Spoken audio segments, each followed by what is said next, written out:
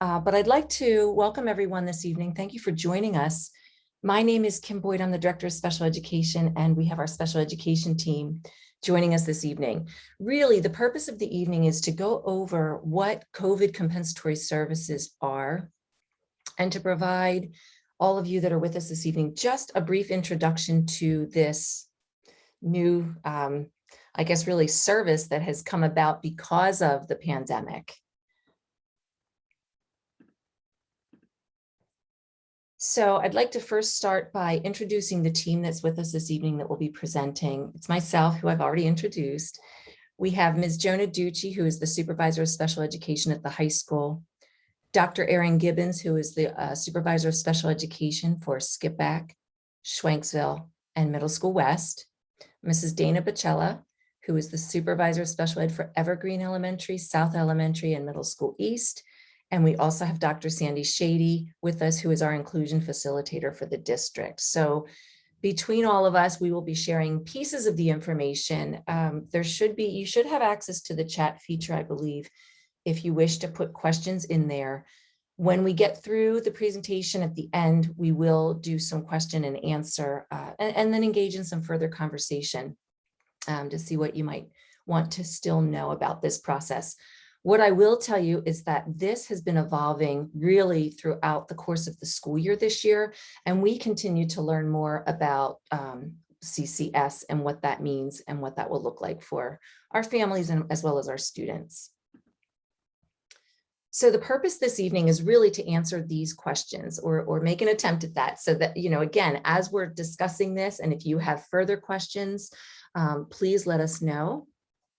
And we want to make sure that our families are going away from this evening with at least a basic understanding of what COVID compensatory services is, what it is not, and how this applies to your child. So what we've done here in the presentation, and the other thing that I'd like to share is that following this evening's presentation, we will also post this information, the PowerPoint, onto the website so that you will have it and be able to access it at any point in time. You'll see some key terminology listed here, and we will be using these terms through the evening. And we've linked it as well to a glossary page, which I'll just take you to quickly.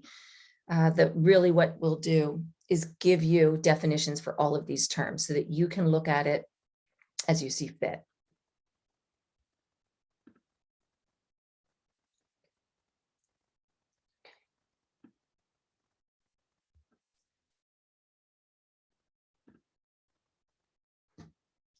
And so I believe we now will start with Mrs. Bacella to talk a little bit more about COVID compensatory services. Hello. So COVID compensatory services are services to remedy a student's skill and/or behavior loss and/or lack of progress that resulted from the extended closure, which was from March 2020 to June 2020. CCS is determined by a student's IEP team, and it's based on the careful review of that student's data.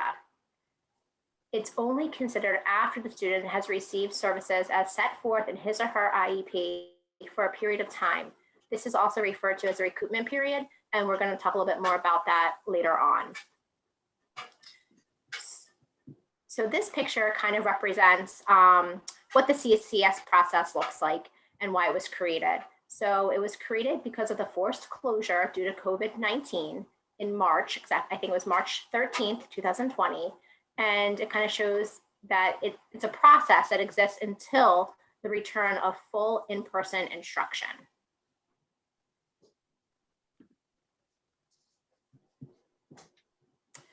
So what data to be utilized? Data on progress reports towards IEP goals, data prior to the forced closure in March, re-entry data as determined upon the in-person learning. This is also referred to the baseline. Data over a period of time while instruction is being provided, and then data at the end of the recruitment period. So we're going to talk a little bit more detail about some of these terms as we go through the presentation. Dr. Shady. Hi there. again, these COVID compensatory services are services that are being put in place to remedy a student's skill and or behavior and or that lack of progress. Again, that resulted from that extended school closure from March 2020 to June 2020. So we're using that data to then determine that eligibility for these CCS services.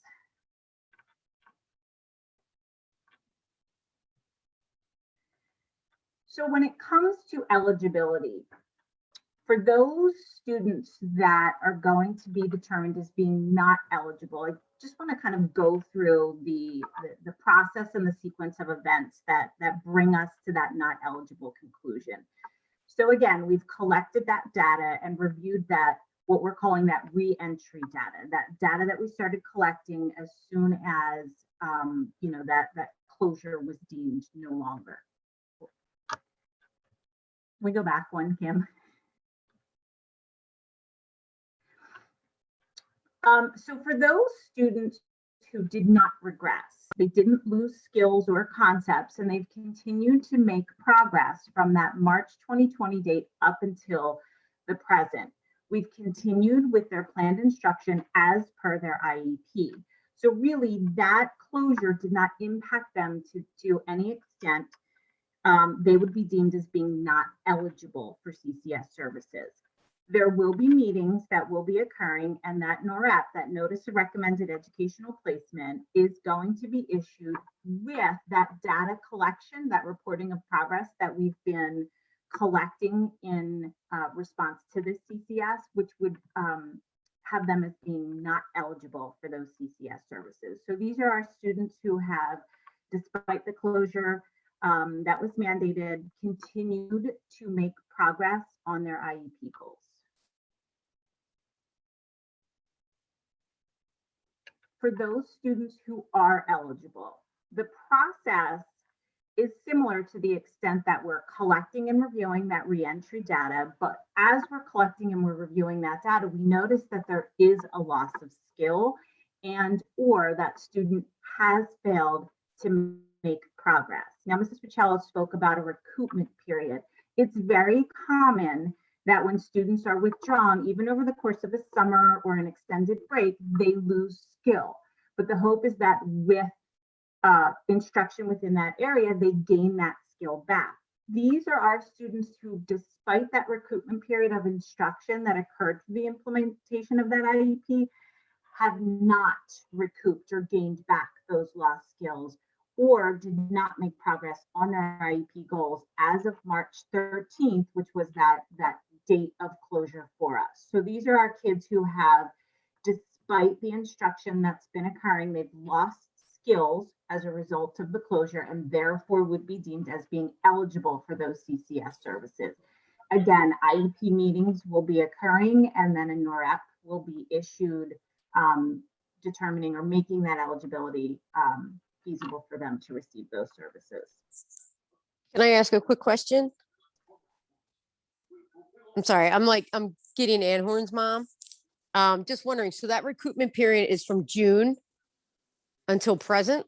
Is that what you're considering the recruitment period? From June 2020 until present right now?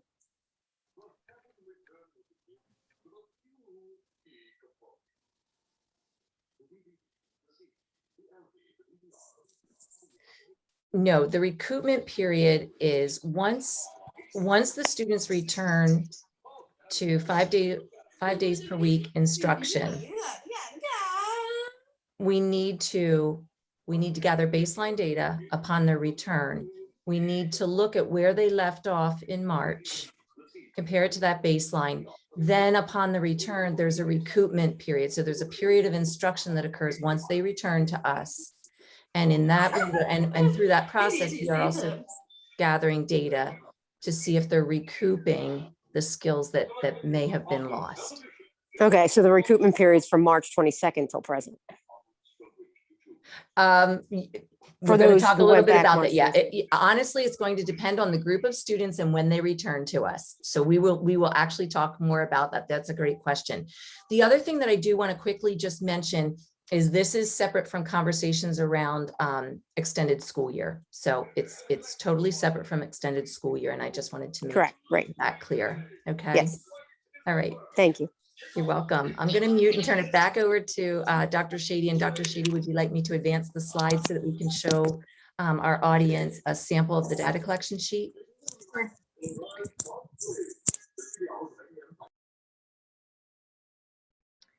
So this is the data collection sheet that has been provided to staff as a means of kind of monitoring so that, teams can sit down and determine, whether or not that skill set has been able to have been recouped or not. So you can see, and I'm not going to obviously read over it for you, but you can see that it kind of details when that last data point was, when those reestablished baselines have occurred within the first 2 weeks of this current school year. And then teachers went on to collect 8 weeks of data, trying to, again, if there was a loss, to determine if students have recouped those skills or not. And then the last column there is where they're starting to make those determinations as to whether or not additional services are needed to recover or meet that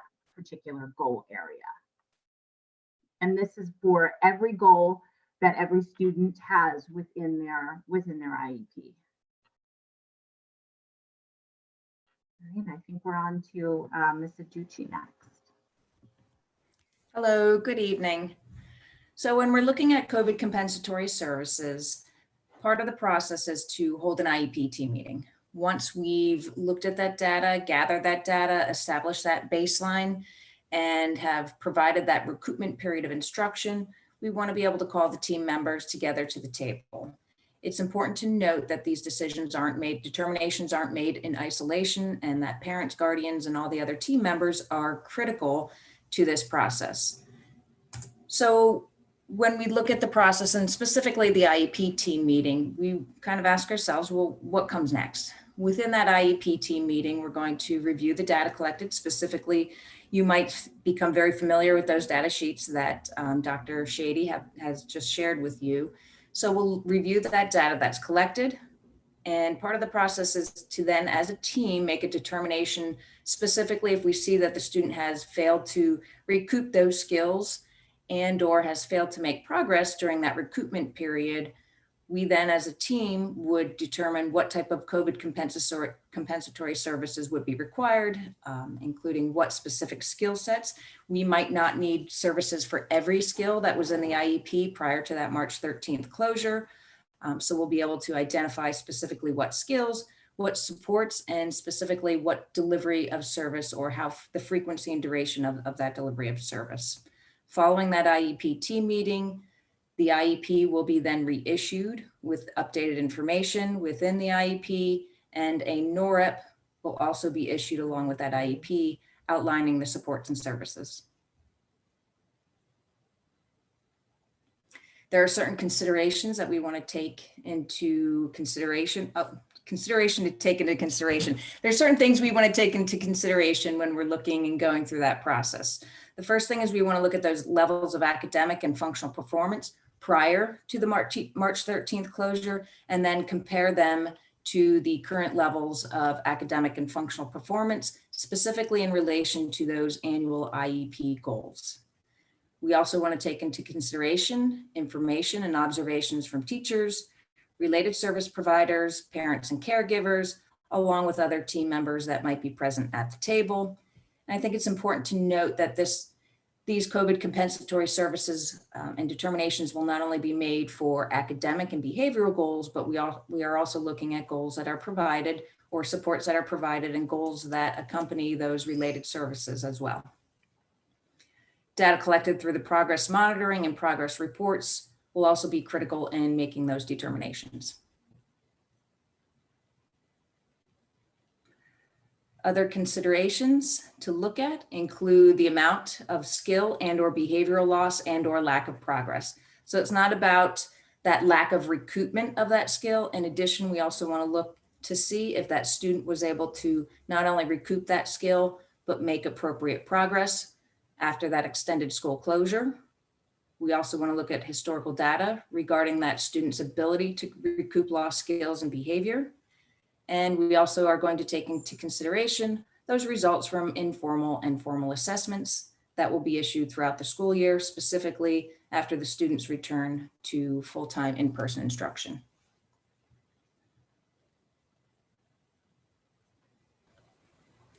Good evening, and thank you for joining us. So some additional notes.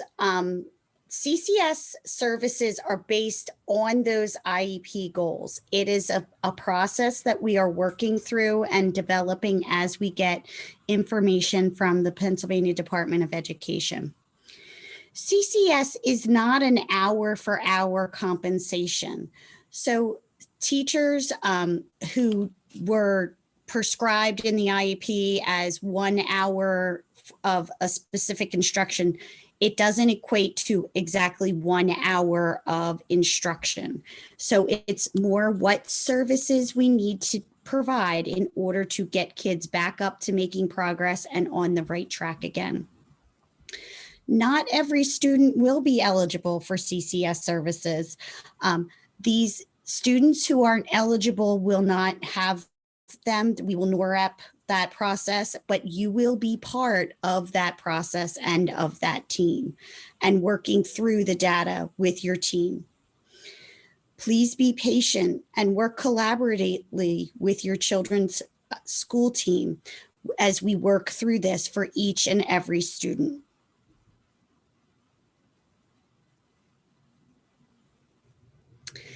So next steps. We are moving into starting to make determinations for students. So this is really important, and it pertains particularly to when your student returned to school 5 days per week for a full day. So our low incidence students who received district-wide programming, who returned to full person 5-day instruction by September 20th in the past fall, their meetings are going to start in May of 2021 because the collection data or the collection process has already occurred with that data. Our next level of students are our students who return to us after October 1st. Most of our students returned 5 days a week for full day instruction in March of 2021. So those students, we are still gathering data, and those IEP determination meetings will be held in the fall. For students who remain virtual, this service will begin upon their return to 5-day a week, full day in-person instruction. So when your meeting occurs is based on when your student returned to school.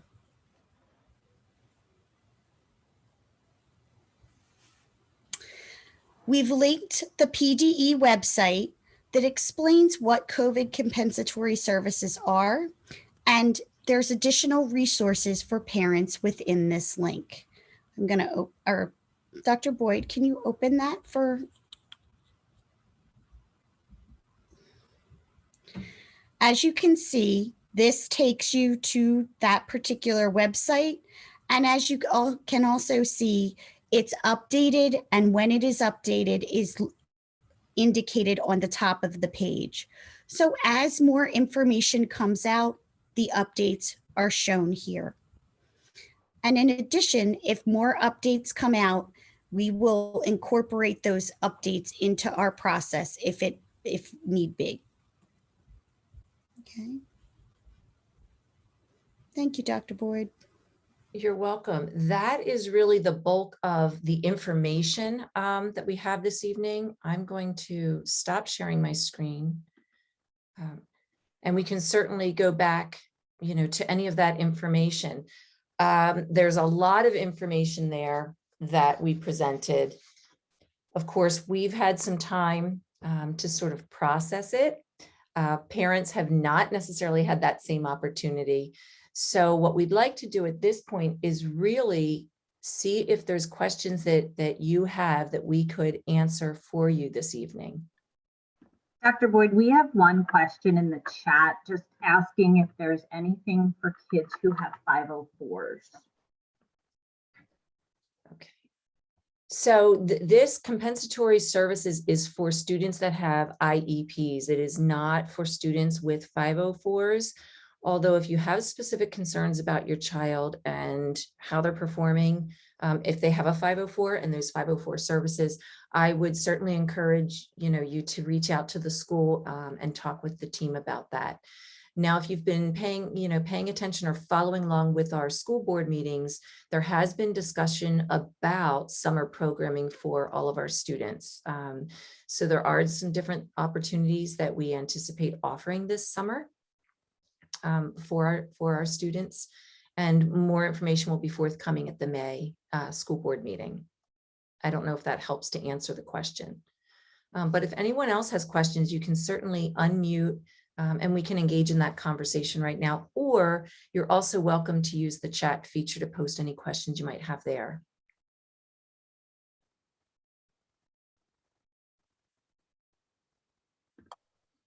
Hi, my name is Kristen Lamoureux, and I am wondering, because I was a few minutes late, if you're going to make the presentation available for us. Yes, that's a great question. Yes, we did share that we will be posting it to our webpage after this evening. So it will be accessible. Operation Secret Santa. It's really near and dear to our heart, and we hope you enjoy it just as much as we have. Just one more question regarding like the timeline. So it's just until we said the March till the June of 2020. There's no compensatory services from the September to the March of this year? Because some students went back, but some students didn't, but there's no compensatory for that. It's just for last school year. So the compensatory services deals with the time when schools were really closed, from March 13th through June. While there was instruction, it really was not considered new learning. With the start of this school year, the expectation on all school districts is that there was the expectation to provide new learning, new instruction, whether it was on-site or in that virtual model. So what happened upon the start of this school year, even if students were in a virtual setting, the IEPs are being implemented, they're being followed, and data is being collected. The compensatory service piece and the information that we've received from the Department of Education in terms of how do we track that, or what is that based upon? It's based on that closure period. And then it is also based upon what they say is that upon a child's return to a normal school schedule, and they're basing that on that in-person instruction, this is the process that districts are to follow. So it gives some guidance, but not specific guidance, if that makes sense. And so that's where we've been using the return to school for some of our students that returned in September. We've had them in person in our buildings, and we've been able to gather that baseline data, do the progress monitoring, and offer the recoupment instruction. For the students that have returned to us come March, even while they've been receiving instruction and we have some data points, we're looking for that on-site return to gather information. And we compare that baseline to March. So I don't know if that helps to answer the question. No, it doesn't make sense. I mean, I know with the Department of Ed, yeah, it's strictly that period of when everything was closed. And I am familiar with that. September started. It was supposed to be like new learning and right. But when children come back on, but when they come back on site, so for example, let's say students, we're in a virtual environment and just came back to us on March 22nd. Mm-hmm.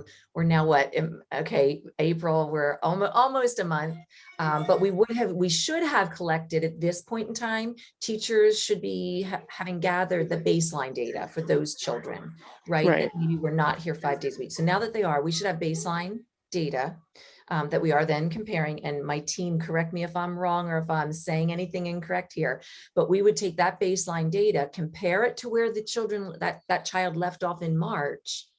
We would look and compare, have they lost skills? What does that look like in comparison? Mm-hmm. And then if if there is a loss in skill or there has not been progress, now what we're doing right now is we would be in that recoupment phase and that instruction phase. So Right. really what's happening right now for the students that came back on site in March, we've established baseline, or should have at this point. And now we're in that recoupment and instructional phase that will extend through till almost the end of the school year, which is why we said we won't have team meetings for those children until the fall. But what we will have by the time we finish this year is we should know whether or not the students have actually, regained any lost skills and or made progress. Right. So And we're in I that understand it. phase It's of just really, it's just really unfortunate because, and I know it's not you guys, I know it's like Pennsylvania Department of Ed. It's that even though that's September till March of this year, even though they said it's new learning, I mean, there was so much regression because they still weren't in school. Right. You know what I mean? But I know that's not you guys, but I understand the timeline that you're going by. So I appreciate that, that just making me more aware of that, because I assumed it would be till the March 22nd. Yeah, you're certainly welcome. I see a hand raise. Ms. Taylor, would you like to? Yes. So do you guys have, you guys already have like a summer extracurriculum activities? Do you guys already have that in place, or are you guys like planning? Is this like something that you're planning for, or is it something that's already in place? Are you referring to the CCS, or are you asking if Just for the because I heard you mention, one of you guys mentioned about the summer extracurriculum activities that you guys are going to have set in place. So do you guys have it set in place already, or are you guys just planning? It's being considered and developed now. It was Okay. discussed at, I think, April, possibly March, and definitely April's board meetings. It was mentioned, and I know there will be further discussion in May as well. Okay. And the CCS is going to last as long as the IEP lasts. Is that what I'm guessing?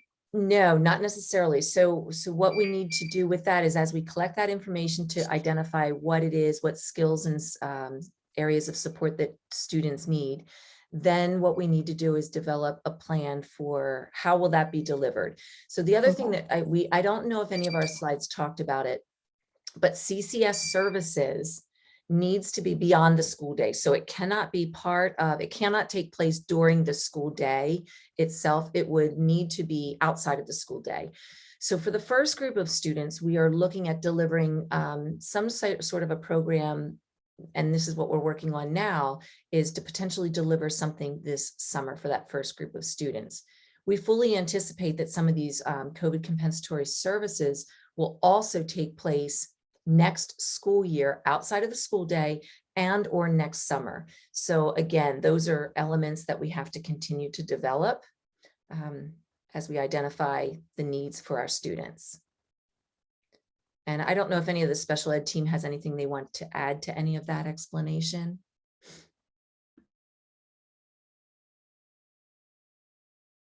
I think we're good. Okay. Are there other questions?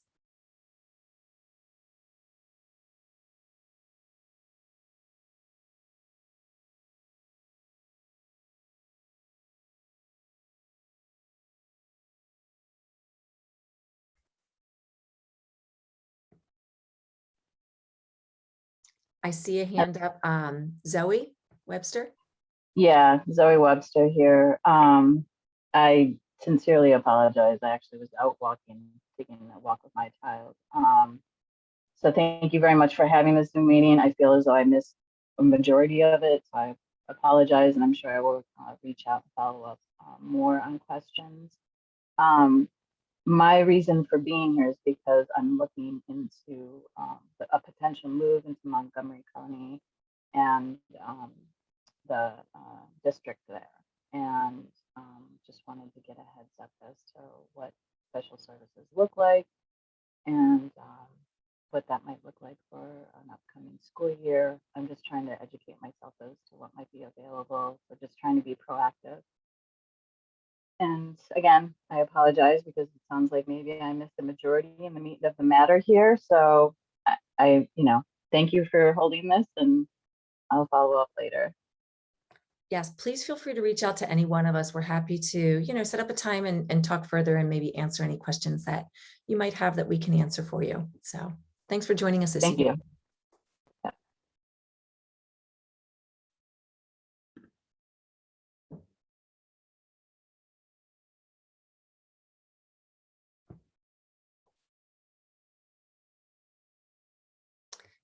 So I know we did mention earlier, as we move through this process, we will be holding IEP team meetings to meet with families to go over whether your child qualifies or does not qualify for these types of services.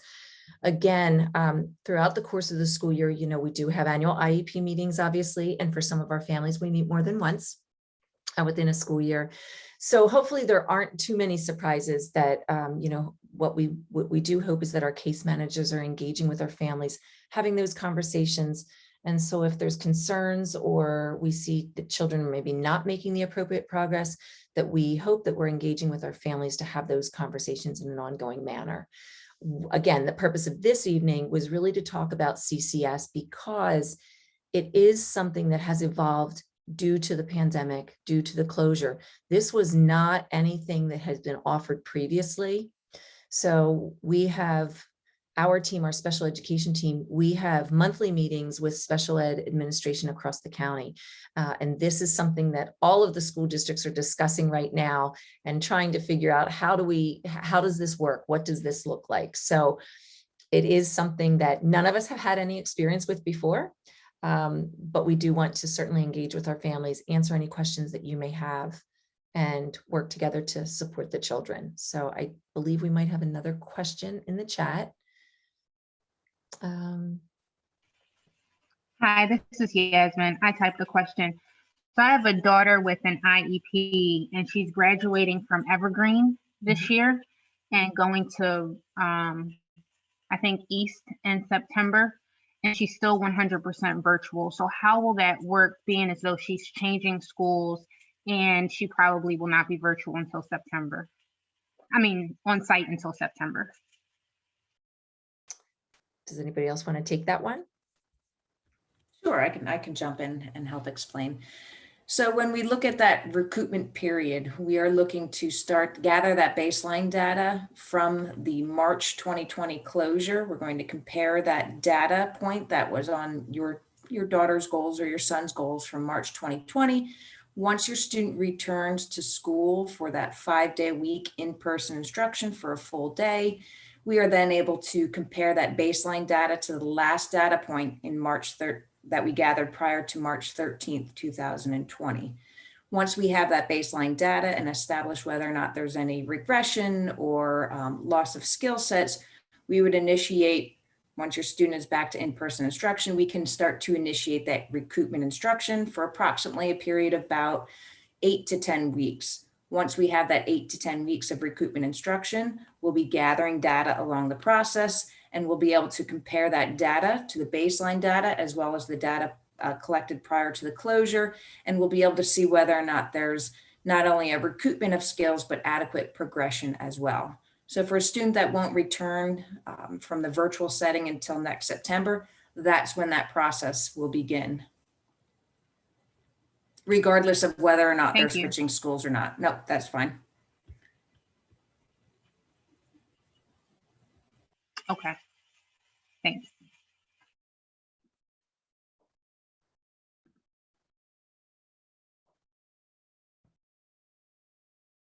Are there any other questions?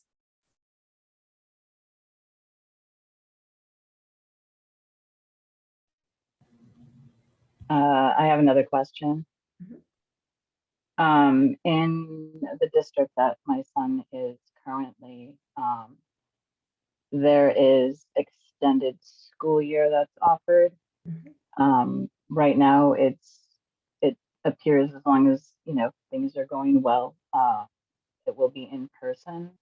And I am of the mind that to go from being remote, as my son has been this entire year, to go from remote to going hopefully back into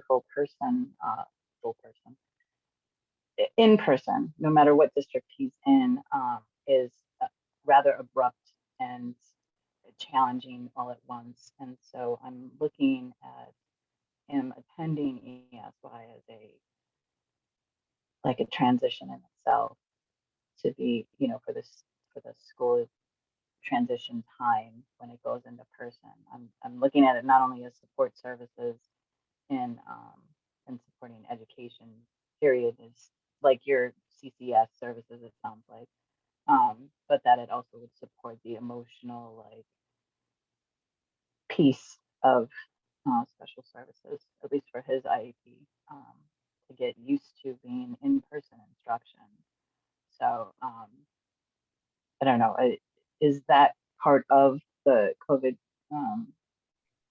compensatory services that you're speaking of? And do you have ESY available in your district? And I will stop because that's a lot of questions. I apologize. Okay. But yeah, CCS is separate from ESY. It is two very separate processes. But yes, our district has ESY as well. We're working on our ESY programming, but CCS is separate from that. Separate set of data points and all of those kinds of things. Okay. Like I said, I know it was a great deal of information that we've shared this evening. We will post the presentation on the website so that families can look at it and access it for future reference.